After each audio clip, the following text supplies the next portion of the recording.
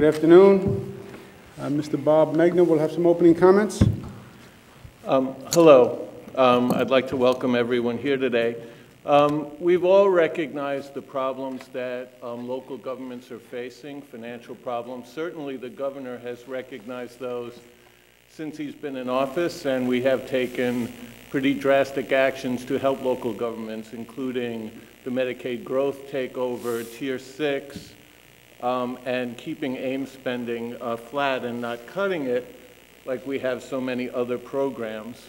Also, we've controlled EI costs at the local level, and a series of other things we've done to try to help municipalities cope with the difficult economic circumstances we're all facing.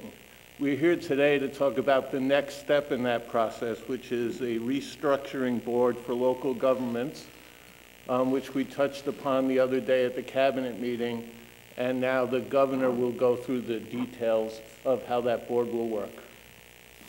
Thank you very much, Bob. And Bob Megna, as you know, is the director of the budget. He's done an extraordinary job with the budget, and he then also takes on some extracurricular activities, and this board of for financial restructuring of local governments is going to be one of those additional duties, so we thank him very much. Much of the conversation over the past 2 years or so has been about dealing with problems that have been long festering in the state of New York. Most of the issues we deal with are not new or novel. Most of the issues have been around for many, many years. They just haven't been resolved. We were having a chat earlier, and the issues just are pushed from year to year, and they're papered over, or they put bandages on the most glaring defects, but they're not really solving the root cause of the problem. An issue like that is the fiscal distress of local governments, predominantly in upstate New York. When people talk about the New York State economy, there is no one economy, there are regional economies, and the main differentiation is the differential between the upstate economy and the downstate economies. And the upstate economy has not been doing well, and has not been doing well for a long period of time. In turn, then, the local governments have been suffering, and they've been suffering for a long period of time.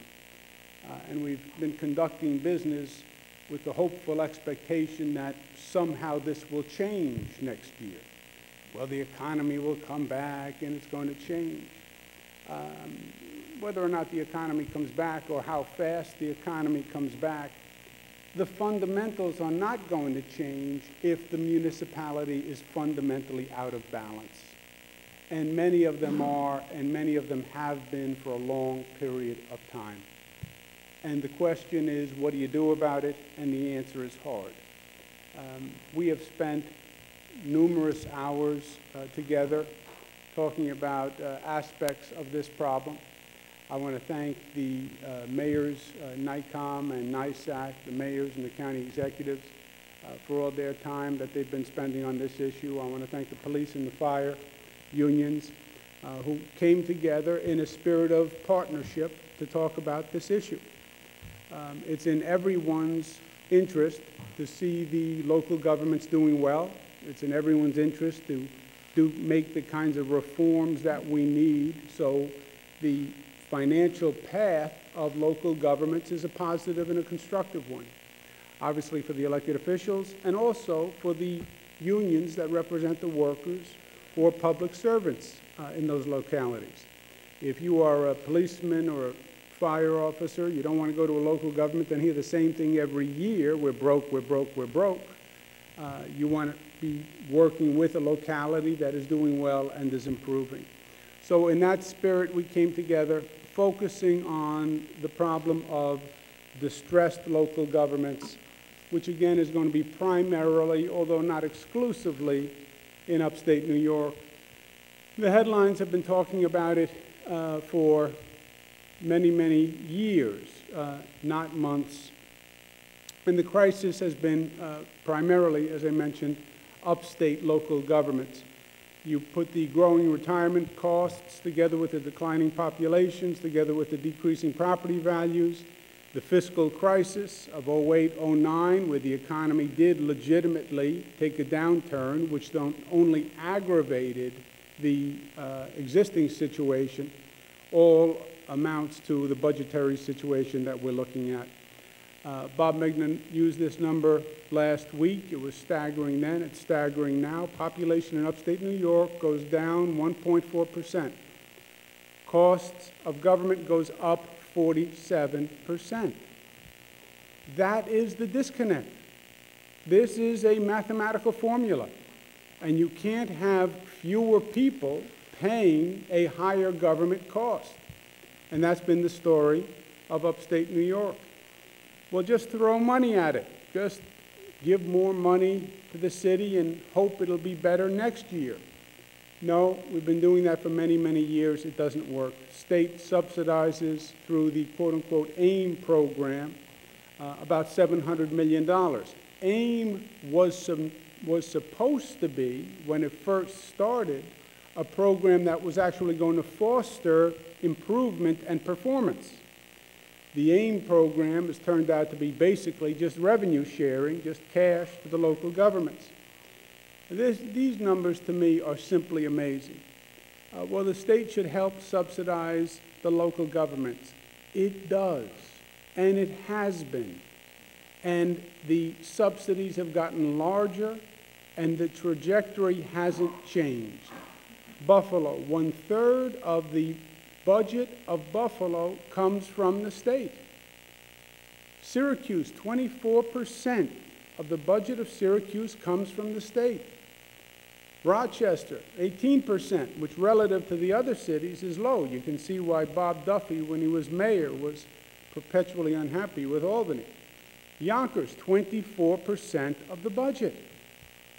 Now, the state is not in a position to financially subsidize insolvent governments because the state has its own fiscal issues, as you know, and we've been working very hard to correct. So that is the situation.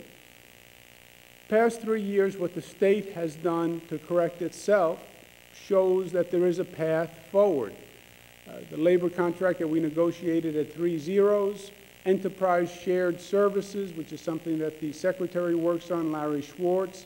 Not every government has to do everything, the way not every agency had to do everything. Not every state agency had to have its own print shop, its own fleet management division, consolidate, share services, spending restraints, 3 budgets, 2%, healthcare spending reductions, education spending restraints. We put in a formula to guide our education funding. Pay for performance. You're not just paying for process, you're paying for performance. What is the taxpayer getting for the dollar?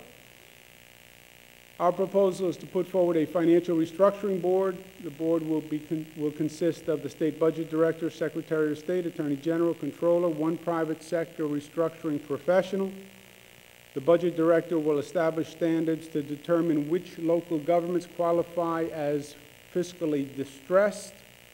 There will be literally an equation that determines fiscal distress for local governments, and then there will be a decision on where to set that line, primarily, frankly, on the capacity of the panel. We don't want to overwhelm the panel initially. Fiscally distressed local governments can request the assistance of the board. It is voluntary. It is not mandatory. Any fiscally distressed locality can ask to come to the board for help. Working together, the board and the local government will identify a specific restructuring plan. State budget currently has $80 million, which is set aside for to assist local governments with reorganization consolidation plans. The board will be using those funds. Recommendations of the boards would be binding upon any municipality that accepts funding if the funding was part of the restructuring plan, meaning a locality could come to the board could work on a restructuring plan. A component of that restructuring plan may be resources from the state. If the locality accepted the finances from the state, then they would have to live with the plan that the finances were used to support. The board may require development of multi-year financial plans, functional consolidations, mergers, shared services, fewer elected officials, other measures. But these would be organic changes to reorganize the government. Again, on the premise that the current numbers don't work. In the private sector, when companies, businesses get into trouble, there is a restructuring mechanism. It is a bankruptcy court. And in the private sector, a company goes into bankruptcy court, gets restructured, and comes out in a relatively short period of time. There is no governmental equivalent. What happens to a governmental corporation that is fundamentally insolvent? Nothing. It continues year after year. If it gets really terrible, at one point you'd go to a financial control board, but that would be after the locality really was financially bankrupt for a long period of time. Bankruptcy court in the private sector is while the corporation is still operational. They go into bankruptcy, they restructure, they come out. There really is no governmental equivalent. This Financial Restructuring Board, we believe, could help local governments that are under distress but don't want to get to the position of a financial control board, etc. The board has a second hat, a second function that it can perform. It can also be a binding arbitration panel. The board would provide an alternative to the binding arbitration process currently used for police, fire, or deputy sheriff unions if both the municipalities and the unions agree. The board could render a decision within 9 months. This would be a significant benefit from current binding arbitration, which can go on literally for years. So if the parties were interested in it, it would be voluntary. Both parties would agree. Why would they do it? Two reasons. One, it's faster, or it's planned to be faster at 9 months. Number two, it would be less expensive since the costs would be paid for by the state. We are sending a bill reflecting this discussion to the legislature this week, and we are hopeful that the legislature will act on that bill within this session. With that, let me turn it over to County Executive Anthony Picenti, who has represented NISAC in these conversations. He has been generous with his time and his thoughts, and his advice was very helpful to the group and to me personally. County Executive, thank you. Governor, thank you, and thank you for your leadership in this issue and what you've done for New York State. On behalf of the Association of Counties, I'm pleased to be here with our partners in labor to look at ways in which all of upstate, and in particular counties, local governments, cities, can get the help that we need in terms of difficult financial times. The governor has recognized this, and his administration has put forth various issues that have gotten resolved. The Medicaid relief that the budget director referred to at the very beginning, and working together with a 2% cap in making it affordable for our residents to continue to grow and prosper in upstate New York. So I welcome, and the Association of Counties welcomes this process. And in terms of working together with our public safety and fire officials and unions that join us here today, it is the major function of local governments for public health and safety. And they are valuable partners that we recognize each and every day and need to be in partnership as we look forward to ways to provide all of those services essentially to our residents at the lowest possible cost. So this is a proposal that we very wholeheartedly support. Look to work with the governor as we have in the past to continue to move this issue forward. And it is a great tool for local governments to look at ways to restructure with expertise from the state, working hand in hand with our partners in labor as well, to find ways that governments can sustain themselves in a changing economy and with changing technology. So, Governor, we thank you, and I thank you for your leadership on this and every issue. Thank you very much. Thank you, County Executive. We'll now go to Mayor Teresi, who, again, was very helpful and has taken quite a bit of time and spent quite a number of hours on the road going back and forth. So we thank him very much, and he's representing the mayors of the state of New York. Mayor Teresi. Thank you, Governor. It's also a pleasure of mine to be here as part of this panel and to be part of these conversations. And also, I'd like to recognize you, Governor, and the rest of your team, not only for the proposal, that specific proposal that's being brought forth today, but in my 14 years as mayor of the city of Jamestown, the far reaches of Western New York, this is the first time I can say that there has been an overall recognition and attempt to understand the deep-seated structural economic problems that cities in particular and local governments in general across the upstate region have been facing for multiple generations. And an understanding that it's going to take more than the same old approaches, to use the governor's term, of papering over problems that have existed for generations, but a new approach to retool and to restructure.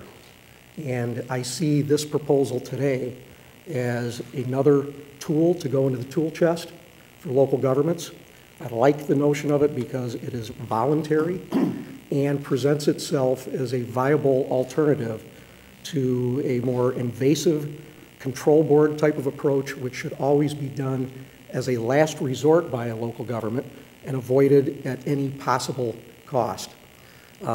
This is something that my city in particular, a city that has come far over the past 14 years. In fact, my first year in office, I actually approached the governor's office at that time and the state comptroller's office about the potential of receiving a control board because we didn't feel that we had the capacity to solve the problems on our own.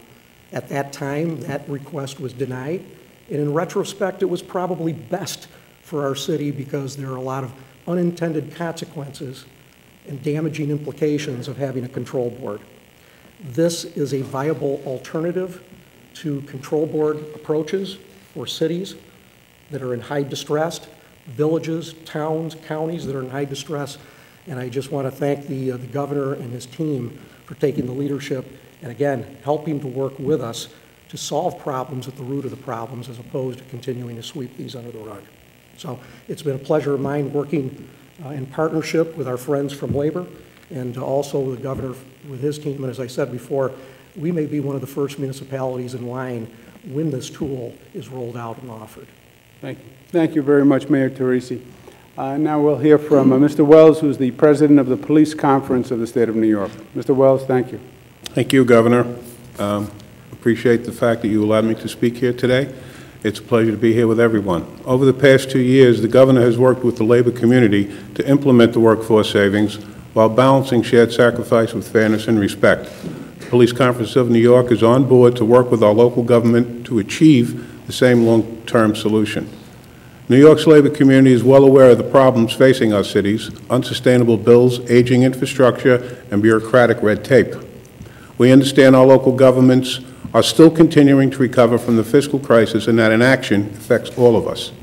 We want to be part of the solution. We want to work with the cities to ensure that our jobs remain stable and our communities remain functional. By bringing all the stakeholders to the table, the governor is demonstrating the state's commitment to revitalizing our cities, growing the upstate economy, and creating jobs. It is clear that the unions and municipalities must work together in order to deliver for New Yorkers. All of us, union members, government officials, business executives, are taxpayers. The labor community and our local governments have a friend in Governor Cuomo, and once again, he is proving he is willing to put aside partisan politics to deliver for the people of New York. I thank him for his leadership on this issue, look forward to working with him further, and the localities also, in order to achieve these results. Thank you. Thank you, Mr. Wells. I'd also like to acknowledge Mike McManus from the Professional Firefighters Association, who's here and who's very helpful. Pete Peterson from the New York State Association of PBAs. Anthony Solfaro, President of New York State Union of Police Associations. And we have Steve Aquario, who's the Executive Director of NYSAC, as we all know, and Peter Baines, Executive Director of NICOM. I want to thank them very much for their help also. Questions, comments? Will this new financial restructuring board, what kind of power will it have? You compared it to a bankruptcy court. A bankruptcy court and the concept of the control board, they can modify or override contractual provisions. Will this board have that kind of? No, this is one step before a financial control board. The involuntary powers that you speak about for a bankruptcy court really are the province of a financial control board that has the power to override. This is, before that, as Mayor Teresi said quite eloquently, financial control boards are invasive and they are effective because they have extraordinary powers to change, to abrogate, etc., but they're highly invasive. This is a voluntary mechanism which is one step before a financial control board. And it's voluntary both on the entrance, it's voluntary on the discussion. The panel would work with the locality to come up with a plan. If the locality didn't like the plan, the locality could say, I'm not going to implement that plan. However, if the panel offers state resources, which it may very well might, refinancings, et cetera, cash, consolidation assistance, et cetera, then the locality is bound to implement the plan that was agreed to. How much money are we talking about, Governor? And I just want to make it clear what you're saying. If it's offered, then they're bound to take it, or they have to accept the money and accept the plan? They don't have to accept the money. In other words, and the money may not be offered. There are various pots. We have $80 million to help on consolidation, et cetera. There are a number of funding pots that the panel could bring to the table if it was effective in that specific application. If they did bring funding, let's say they said we're going to come up with a 5-year restructuring plan and this is what we're going to do. We're going to share services with this locality, the neighboring localities. We're going to make these changes to the elected board. We're going to bring down costs through doing these 4 things. And as part of that, we're going to give the city a loan of $5 million. If they accept financial resources, then they are bound to implement the plan that the resources are attached to. Beyond that, it's voluntary. And so is $80 million the top number we're talking about? $80 million is a specific pot on consolidation. There are other funds that could also be accessed for this by the Division of Budget. But we think shared services consolidations is going to be one of the main thrusts, and the $80 million is for that specific purpose. You mentioned loans. Is that a typical way that the resources come out, or will there also be grants? Well, it could be both. Mike, we want to do it the other way. You know, we're going to have a professional, financial professional on the panel also. What works for this city? What is the right restructuring plan for this city or county or town, this locality? And then how do we get there? And part of it may be, we have the Attorney General, part of it may be some legal advice or some legal determination. We have the Controller, maybe there's some guidance on the pension, and we have the Division of Budget, which also has access to some state funding sources. So state grants or loans might be part of it, but it's custom designed to meet that locality's problems. And it would only be as part of a restructuring. Again, this is to stop doing what we're doing now, which is, I have a shortfall at the end of the year. Can you please give me cash to get past the shortfall? Right? That's the dance that we've been doing for the past 20 years, and that's what we want to stop. You don't have an annual shortfall. You have a chronic, ongoing imbalance between your revenues and your expenses. It's not a momentary or annual situation that is going to remedy itself on its own. You have a chronic financial imbalance, and let's acknowledge it, and let's stop kicking the can down the road, and let's deal with it. Does that mean, Governor, does that mean no more spin-ups of AIM or pilot payments? Well, we still have run the AIM program. It's not going to replace AIM. It depends. You know, we want to deal with each locality on a case-by-case basis. But in Albany, for example, we're going to be getting spin-ups on the pilot for the beautiful marble complex. Are you saying no more? I'm saying if Albany wants assistance, they're going to have to come and talk to the panel about a real restructuring plan.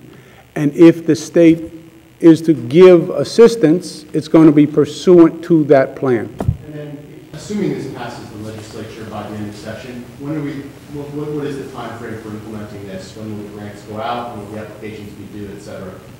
It'll take a couple of months to get the panel up and running, but that's all it is. It doesn't sound like there's any changes to the Taylor law in this proposal. Is that something for another day, or do you think that if this goes through, there won't be any need to change the Taylor law? There are no changes to the Taylor law in this proposal. There are proposals to make changes to the binding arbitration process itself, and that's a separate conversation that is ongoing. Do you expect that potential renegotiations, like for example, if a city or a village comes to this board and says, part of, or if the board recommends, part of your restructuring plan is you need to negotiate a 10% contribution for your health insurance from your employees. Do you foresee changes to labor negotiations being part of what these panel recommends? Labor costs would be part of the discussion, yeah. I mean, it's a major economic factor for the city, right, the way it was for the state. Labor cost was a very big deal. And that will be a major component of the conversation. Not the only, but there's expenses and there's revenues, right? It's sort of at the end of the day, it's a relatively simple equation. You have expenses, you have revenues, and they have to meet. And if they don't meet, and they're chronically out of balance, they have to be realigned. That's what we went through over the past 3 years. We went through a labor negotiation that was very difficult. 3 zeros was very difficult. Tier 6 was difficult. 2% spending cap is difficult. It's difficult every day, that 2% spending cap, right? But we had a chronic imbalance and a chronic deficit. And it was the same story every year in this place. Surprise, surprise, we have a deficit. It's no surprise. You knew you were going to have a deficit because the lines don't connect. Governor, your original budget proposal suggested changes to the binding arbitration law that included a beefing up of the ability to pay provision, which caused, of course, great discussion among many people appearing here at the table today. If this panel takes on that role in a binding arbitration dispute, would that be the mechanism that they would be working under? We're going to have, separate from this, there are ongoing discussions about changes or modifications to the binding arbitration process writ large, and that whatever changes or whatever decisions are made on the extension of binding arbitration would be applicable to this process. This is just a different venue to access binding arbitration, and whatever those changes are would be in this venue as well as the traditional, if you will, binding arbitration process. Is that still your desire to see that go into effect? Those are conversations that are underway. Do you anticipate there will be 2 tracks to binding arbitration, a traditional panel and this? Yes, yes. This is an alternative path to binding arbitration, voluntary by both parties. Why would you do this? It could very well be faster. 9 months is the anticipated time. Bob Megna decided if he could make a baby in 9 months in the middle of the budget, he could make an arbitration determination. That's where we got the 9 months from, if you're curious. It was very much on Bob's mind. And it's also cheaper because the state pays the cost of expenses rather than the parties paying the expenses. Is that correct, Bob? Well, it turned out to be 8 months, but we should still go with 9. It's because we pushed performance so hard. He wanted to beat the deadline. Governor, if union negotiations and the cost of labor costs are a major component of what this panel would do, and you have a control board that, of course, will force those changes, how would this panel, which won't be able to force those changes, be any different than what the status quo is? Well, it can't force the change, but it can work with the locality to come up with an overall restructuring plan. And you know, these become, there are many aspects to it. We say all day long, I say all day long, localities should work on consolidation plans and merger plans with neighboring localities. You know, not so easy. The state coming in and trying to facilitate those conversations, that's a much, much different dynamic than one town knocking on the door of the neighboring town saying, isn't this a good idea? So there is something to the state as a template to work among local and regional governments. And yeah, at the end of the day, this is not a financial control board. Well, wouldn't it be great if you could just force and abrogate? That's a financial control board. This is before a financial control board. Mayor Teresi's word, financial control board is invasive, and it's a whole separate conversation of possible negative and positive connotations of a financial control board. But this is not that. This is a step before that. Some mayors have talked about not only looking at each individual municipality, but sort of a larger approach to how cities upstate are funded. Less reliance on the property tax because they have a declining tax base. And the recommendations or some of the suggestions have been, well, maybe we could focus more on income taxes statewide to fund the upstate cities, which would mean more state aid. So are you going to look at the AIM structure, property taxes, just a larger look at how these upstate cities are funded? Joe, that's a very good point. And it's something we discussed. I think there is, from the state's point of view, why is the state doing this? Well, first, it's a good way to help the localities. Second, I think it's going to be very important and educational and informative for the state. Because look at this panel. You're going to have all sorts of distressed communities coming before the same panel, basically, with the same types of issues, and you're going to get a real understanding right away of what's happening with these local governments, and you'll, by definition, come up with ideas and proposals that will be the common denominator across the board. You'll have variances locality to locality, but you'll also have a lot of commonalities. So ideas like that. What's the best thing the state can do, the best way to fund, the best way to tax? We talk about shared services, et cetera, and we know very well what we did in the state. But what really can you do among localities? And I think this panel is going to be in a great position to determine that through this experience. And one of the things, when you were Attorney General, you talked a lot about consolidation of governments. There was a law passed in that regard. But for the most part, when it goes to the voters, these voters, whether villages or towns to consolidate, they generally vote it down. So how are you going to be able to get over that hump when it comes to voters and having governments that are closest to the people? Look, I said as Attorney General, and I believe now, fundamentally, I don't know how you support 10,500 governments in this state. Period. Period. I don't know how you do that. I don't know how fewer people in upstate with a reduced economy pay for more government. Well, how do you reduce the 10,500 governments? Now you get into the consolidation discussion. Consolidation is a difficult political discussion because people identify with their town, their village, et cetera. And when you say to them, do you want the town of Acme to go away? No, I live in Acme. That's where my kids go to school. I feel good when the police car says town of Acme.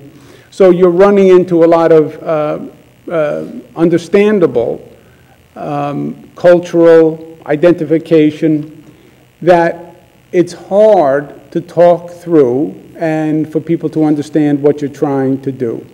This panel can be helpful with that. This panel, before you get to there, could be very helpful with shared services. You know, what we've done in this state, what Larry Schwartz works on daily, are the enterprise service functions. We didn't put a lot of agencies together, the Department of Labor and Secretary of State, but we did massive realignments by common functions. Not every agency had to do everything. Not the inclination, every agency wants to have one of everything. They want to control. But there was tremendous cost savings in just consolidating the function. Why don't you do that with the local governments in upstate New York? Why does everyone have to do human resources? Why does everyone have to have a payroll department? Why does everyone have to have a back office function? They'll say, well, we're different, you know, and we're subdivisions, jurisdictions, and we don't relate that way, maybe the state can help.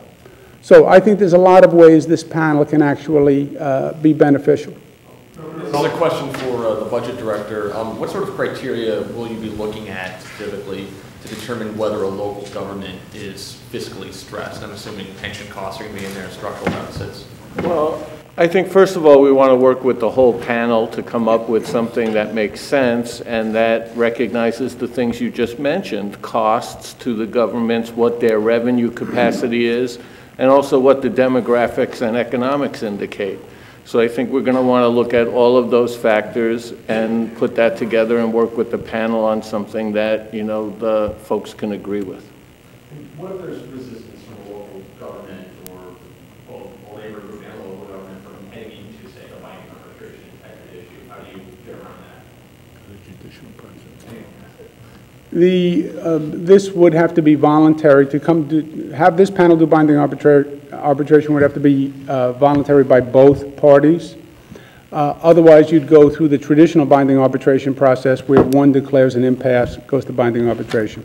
What the big picture on this is, it says, let's stop talking about the issue and let's start doing something about it, because we've been talking about the problem of the fiscally distressed upstate localities for a long time.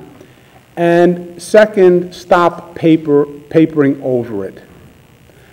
What is the answer going to be? A restructuring plan that is individual for that locality. Albany is different than Syracuse, is different than Buffalo, is different than Jamestown. And you're not going to be able to sit here and say there's one size fits all. Bring each one in, work with them to come up with a plan. They're not being forced. This is not state government and the big arm of Big Brother. It's voluntary. However, if you want taxpayer money and resources, you have to agree to the plan. Governor, actually, I was wondering if I could ask Steve and Peter, how many of your members are actually thinking they might want to get out of this path? How many have expressed interest possibly? Well, speaking on behalf of the mayors, the proposal has just come out today.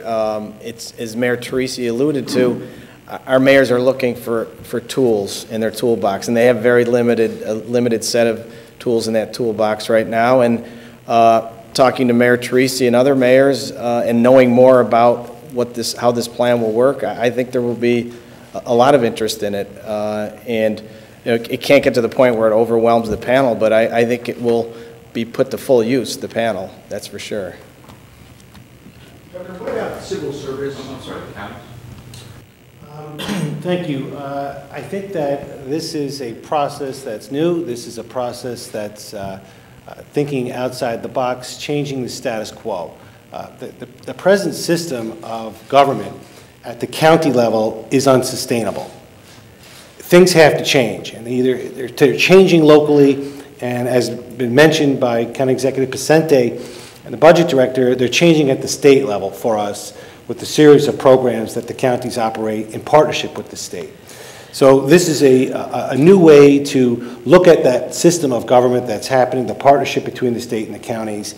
And I think that with respect to binding arbitration with deputy sheriff law enforcement, road patrol, this is how it applies for road patrol deputy sheriffs, that there will be an interest because it'll look at the operations of the jail, the relationship with the State Commission on Corrections, how that system is working, the regulations that are going on right now at present with the counties and the state, and perhaps find efficiencies in the operation of the jail, which can help the men and women who are deputy sheriffs. So I think there'll be interest. What do you think, a handful of upstate counties or the majority of them? Or?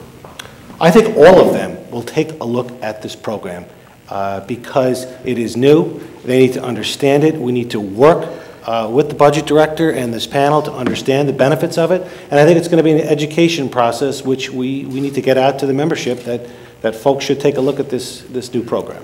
The attraction of this program goes well beyond the notion of providing financial incentives to assist localities to implement new ways of doing things or to consolidate or to collaborate with neighboring communities. To me, one of the real benefits of this program is bringing the eyes, the ears, the intelligence of the state on board to work with us, because a lot of our problems cut across municipal boundaries, but many of our problems are unique to our borders, as the governor indicated, to sit down with us, to use their experience, the benefit of their eyes, their ears, to legitimize the restructuring process that we need to go through. We need to change the paradigm, not just continue to fund a system that hasn't been working for generations. So to me, that's one of the real attractions of a program like this. It goes well beyond financial incentives and getting down to the brass tacks of helping us figure out how to retool and how to restructure so that we can maintain jobs and services in our communities. Right. If I can, I think the other piece is it just doesn't add to the one municipality that takes a lead and enters into this. The ripple effect is if it's a county, it affects the cities and towns. And if it's a city, it affects the towns, villages, and the county, because there are sharing methods, there are cost sharing, there are technology sharing, many of the areas that the governor mentioned. So it's not just what, the single municipality that seeks this has an effect on the entire county. I would look at it in my place, where I have 3 cities, 26 towns, 19 villages. I mean, the effects of any one of those taking advantage of this and moving forward on this has an effect with each and every one of them that connect. Yeah. So Governor, this panel could recommend to municipality layoffs? Yes. And there's no agreement that wouldn't be part of the final plan. It almost seems inevitable, doesn't it, or doesn't it? Well, let's take a half step back, Mike. First, there will only be a certain subset that are eligible, right? The panel has to set the definition of fiscally distressed locality. Where they set that definition is going to be calibrated to the capacity of the panel, especially initially. You don't want to overwhelm the capacity of the panel, so where you set that line. I think most local governments who are eligible will at least visit the panel, because why wouldn't you? There's no cost. Here's the state saying, we can be of help. You're in distress. So I think you'll have an initial high level of people coming to the panel. Depending on what the panel recommends, then there'll be a second question: how many actually implement the recommendations of the panel? And then I think it's going to depend on the degree of difficulty, the political situation of that locality. Is it a recommendation that comes with funding or not? And part of it will be the politics. You know, a lot of these decisions are politically difficult decisions on the local level. So I think it's going to be a case-by-case basis. Will those reports, the recommendations from the panel, all be made public, whether they're accepted or not? I assume so, right? This is under, yeah. Yes. Governor, what about civil service reform? I mean, civil service is a big cost driver, and does that need to be addressed in your? That is different than this, Zach. It's one of the cost drivers. I would not say it's a major driver in these types of situations. And these are going to be, look, this is, again, it's what we went through on the state level. You are going to have to be very creative. This is going to be outside of the box by definition, because if you stay within the box, there is no answer within the box. That is the problem. These localities have been within the box for 20 years, and the box doesn't work. The numbers in the box don't work. The expenses are going up, the revenue is going down, the population is going down. That box doesn't work. You have to think outside the box. You have to be creative, and these are going to be transformative ideas, which means people will have to change, and change is very hard, and politically it is very hard to bring about change. So I think that's where you're going to see the issue. And we talk about shared services and localities working together. It sounds right, sounds easy. Politically, it is very hard. We talk about reducing political overhead, reducing city councils, reducing elected officials. That's a way to save money. Politically, very hard. So don't underestimate the degree of difficulty. It is a real solution, different than a financial control board, as we discussed, but don't underestimate the degree of difficulty with the undertaking. School districts? No. That's why not? Because we're focused, this is local governments that we've been working with, and local elected officials and their police and fire unions, and the circumstances around these subdivisions. On Mike's question, would the meetings, the deliberations of the advisory panel be subject to open meetings law? I assume it would, Casey, but I haven't thought about it. But if the bill is ready to go to the legislature, I've got to think that that would be included or left out of that. Yeah, I would have to check the bill. Governor, Cardinal Dolan was on the radio this morning, and he was very critical of your proposal, your plans to expand or strengthen New York's abortion laws. I was wondering if you had any reaction to that. He suggested that New York is already known as the abortion capital of the world. Why would New York need to be strengthening its laws? The Archbishop has mentioned his opposition to the choice law multiple times. The Catholic Church has made their opposition to choice known for many years. So there's nothing new to that. We've agreed to disagree respectfully, and that's where we are. The Cardinal also seemed to be suggesting that he could bring into question your own standing, good standing within the Catholic Church. Do you have any concerns about that? I didn't hear that in what he said. Governor, do you have any reaction to NYRA seeking $1.2 million in what they say is overpayment to the breeding fund? I have not looked at that, Casey. I understand the issue, but I haven't looked into it. Okay, thank you very much.